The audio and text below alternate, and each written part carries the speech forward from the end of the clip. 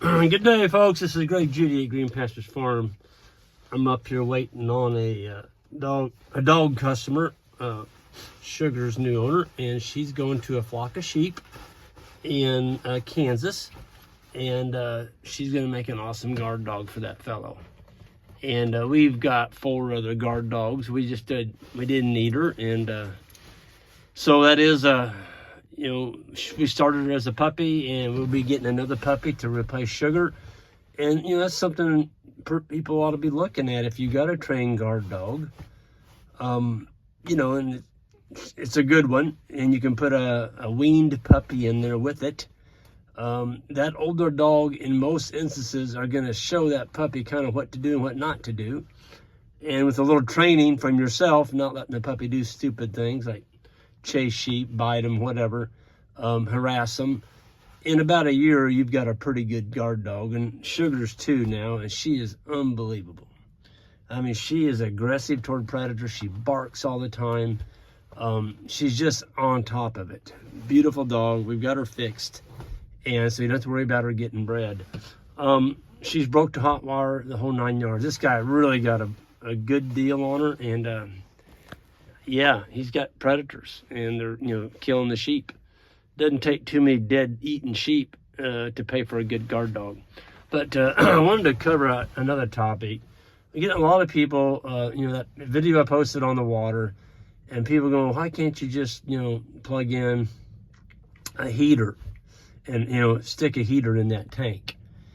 Well, first of all, that would never ever work, and that's because when you stick the heater in there, in other words, what they're saying is do away with the valve where the water's running through that tank, and then you wouldn't have water running out on the ground. Okay, well, that's not going to work. It's 30 below zero last night, and you got a water hose 50 foot going back to the hydrant. You got a stock tank heater in the tank itself. Yes, it'll keep the water from freezing in the tank. It's not going to keep your hose from freezing.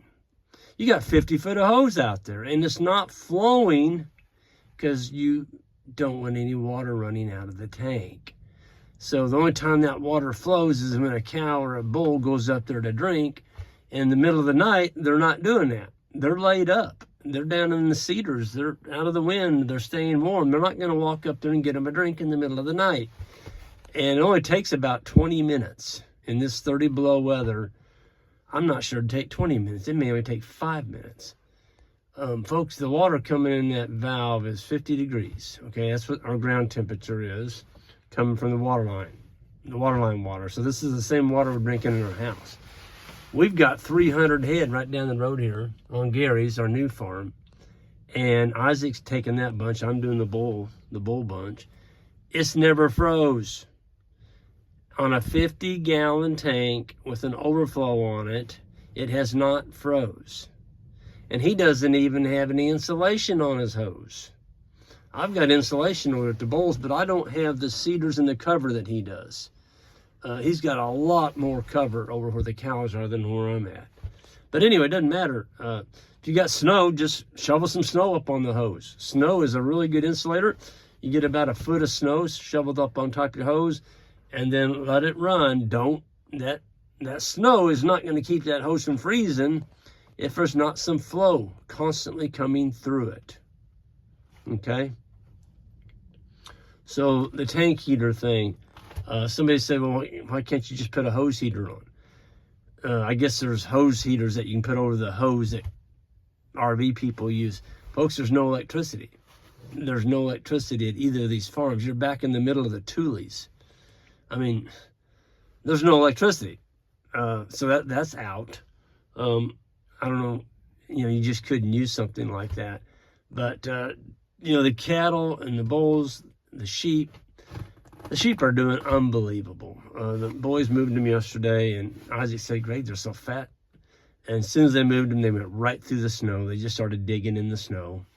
All the forage is covered up. Well, you can see we've got about 8 inches. We got another inch yesterday, and it's not melting. The last 4 days, our mornings have been 25, 30 below with wind chill. The high time temperatures is like 2. That one day it was -3 for a high. our good friend in Minnesota, George Heller from, he calls this place North Country South Poles. George said, looks like Missouri's getting some Minnesota weather. And I'm like, well, I wish Minnesota would take back their weather, because I don't, us Missouri, we're softies. We're not, we're not used to minus 30 below every morning. This is well, it just makes you tough. Joel said, our intern in the morning, said, Greg, when it gets up to 13 or 15, we're going to feel like summertime out here. I'm like, yeah, you're right. But I'm out of the wind, sitting in this ATV, this side by side, waiting on my customer. And yeah, it's one of those days. The boys are actually burning brush piles today. We got some of Johnny's brush piles we pushed up. They're right out in the middle of the field. They're solid honey locusts, great big ones, few cedars mixed in, and they've been setting now for a year. And so they're going to burn really well. They're right in the middle of our pasture. We want to get those out of there because it's just going to grow up into brush. This is a good day to burn brush pile. I told them, light the fire on the north side because the wind's out of the north, and it'll blow it right through the brush pile. So I think we've got about 15 of them over there. So whatever they can get burned will be that many we don't have anymore. And there's some we don't worry about the rabbits. We got a lot of them around the edge of the fields, pushed back into the trees, and we're not going to touch those. Those will all be left there for, as far as I'm concerned, as long as I own the property. We're not going to touch those. This is on the farm that Jan and I bought. I guess it's 2 years ago now, and yeah, it's going to make a nice pasture. We got all the thorn trees. We left some. Got to have shade, but a lot of that stuff came out, and I can't wait to get over there and see it this spring, just to see what it looks like. So I know there's going to be sprouts coming up, but we do have a sprout machine now, and the sprout machine is spelled G-O-A-T. Did y'all hear that? That's our sprout machine. It's spelled G-O-A-T. And we've got goats that are broke to hot wire. We're keeping them in. The perimeter is 2 wires, 2 polys on each side, and then the actual paddock divisions, we're using 1. Yep, you heard it.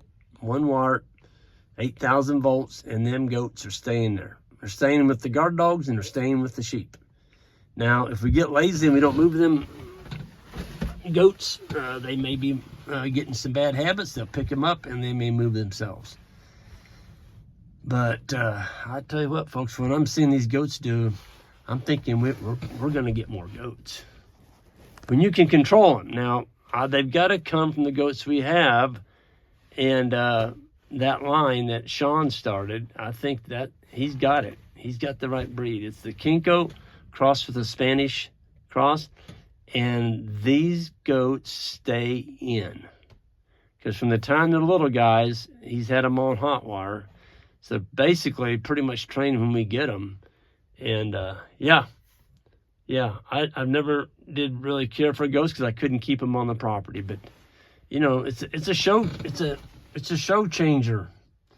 That's what it is when you can keep them in. So anyway, I'm going to get off here. My guy should be here pretty soon, and I just wanted to cover that. And there's just a few questions people had about that. And everyone have a good one. I'll be seeing some of y'all at the in Iowa, Des Moines, at the Practical Farmers Conference. I'm teaching a short course there Thursday and Friday, and hope to see some of y'all there. Get away from your farm for a bit and recharge. You need it, folks. You got to get away from your farms. Have a good one. Take care and hit that subscribe button on the way out. I'd really appreciate it. Thank you.